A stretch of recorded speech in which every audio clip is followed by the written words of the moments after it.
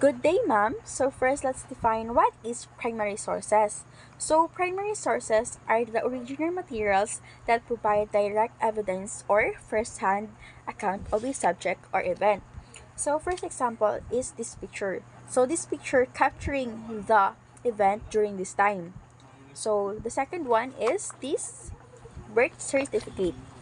So this birth certificate includes the important details about um, the child during this time or that time.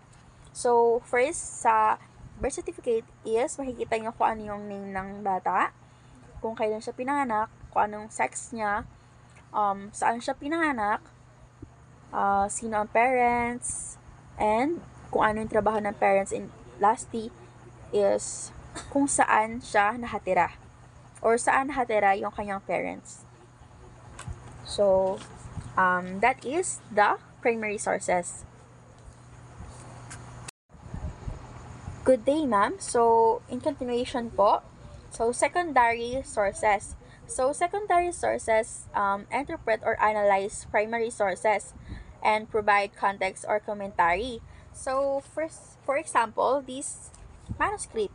So, this manuscript includes the data that they gather from the respondents. So, this research entitled Tracer Study of Young's Black A graduates of San Jose National High School for school year 2017 to 2018.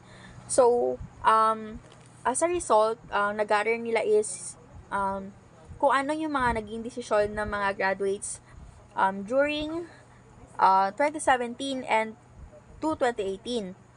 Some of them nag-pursue ng higher education, and the other students took vocational and entrepreneurship and employment.